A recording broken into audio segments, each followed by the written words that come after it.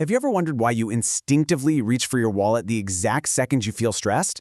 Or, why pure logic just completely flies out the window when you're feeling emotionally overwhelmed? Well, welcome to This Explainer. Today, we're diving into the deep and honestly, often invisible connection between our emotions and our money. We're going to uncover exactly why financial decisions are almost never just a simple math problem and how understanding your own emotional wiring can literally change your financial trajectory. Here's our roadmap for today. We'll start with how astrology meets behavioral finance, then look at the need for emotional security, dive right into the emotional spending trap, compare self-worth versus net worth, and finally, wrap up with mastering your financial intuition. Let's get into it. It's actually really fascinating how the mystical framework of astrology aligns perfectly with the empirical science of psychology. Both reveal that money is a deeply emotional resource. See, in astrology, having the moon in the second house represents this profound collision between wealth and stability. It's all about our deeply ingrained instincts and our ongoing search for physical and emotional comfort. Now, behavioral finance? It looks at this exact same phenomenon through a purely scientific lens, studying how psychological biases shape our spending, saving, and investing habits. And what's wild is that both fields come to the exact same conclusion. When your emotions take over, logic steps aside. Your perfectly color-coded spreadsheet really doesn't stand a chance against your nervous system. Moving on to our first major theme, the need for emotional security, where we prioritize safety over status. So, when money represents safety, unexpected expenses can trigger some intense anxiety. In behavioral finance, they call this loss aversion. Imagine sitting on a perfectly healthy savings account, but absolutely losing sleep over a sudden $50 car repair, right? The math says you're completely fine, but your brain is screaming that your survival is somehow in danger. The fear of losing your safety net is just so incredibly powerful that it easily overrides logic.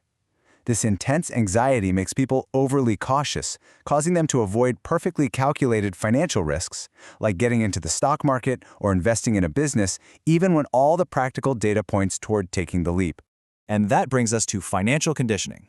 Just as the moon reflects childhood memories in astrology, modern psychology recognizes that our early experiences deeply program our lifelong money habits. Take someone raised in financial instability, for example.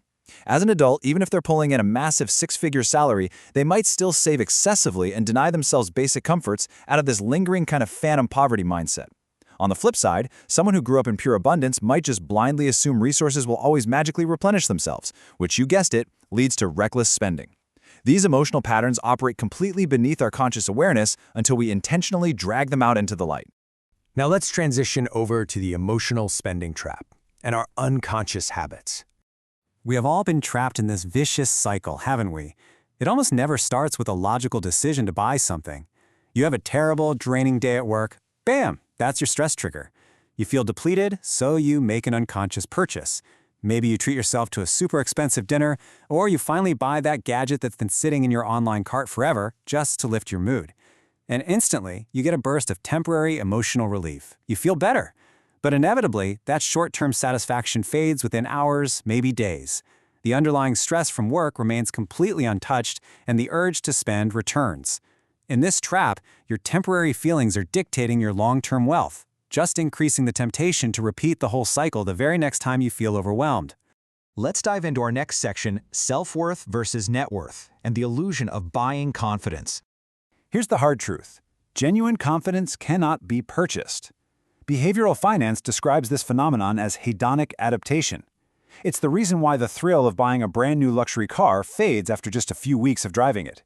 The new car smell vanishes, the excitement flatlines, and suddenly you're pushed right back to the dealership or back to browsing online, chasing that exact same emotional high. We often try to boost our confidence with expensive purchases during emotionally vulnerable periods. But lasting self-worth? That actually develops from emotional stability, not material accumulation. No matter how much you buy, material success alone will rarely patch a hole left by emotional dissatisfaction. Which brings us to our final theme, mastering your financial intuition and turning it from a trap into a superpower. Now, being emotionally connected to money is not entirely a bad thing.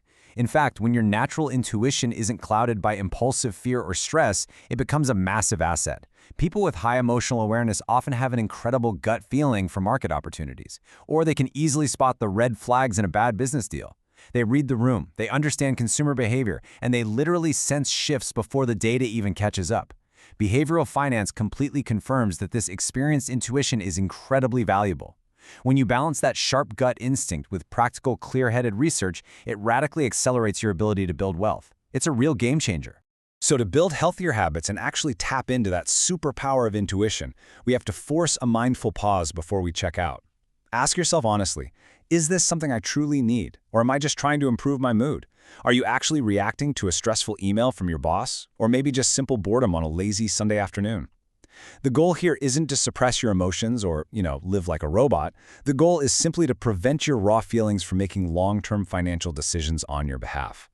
Creating just a little bit of space between your emotion and your action is absolutely your best defense against impulse buying. Ask yourself, will this decision still feel right next week? This simple question acts as an anchor. It completely interrupts that hedonic adaptation cycle we talked about earlier and grounds you right back in reality. Think about it. If the purchase is genuinely a good idea today, it will absolutely still be a great idea in 7 days once your nervous system has had some time to regulate itself. So, astrology explains the symbolic patterns of our childhood in our emotional needs, while psychology reveals the deep, scientific reasons behind why we act the way we do. But together, they show a remarkably clear path forward. True financial wellness comes from understanding both your emotional triggers and your money habits. Money becomes a profound source of stability rather than an endless source of stress, only when your emotional awareness grows right alongside your financial discipline. As we wrap up this explainer, I want to leave you with this thought on how recognizing your own emotional conditioning can empower your financial future. You have the ability to build incredible, lasting wealth, but it requires balancing emotional intelligence with practical analysis. So what's it going to be? Will you let temporary emotions control your wealth, or will you use awareness to build a lasting legacy? The very next time you reach for your wallet, take a breath, check in with your emotions, and decide who is really making the purchase.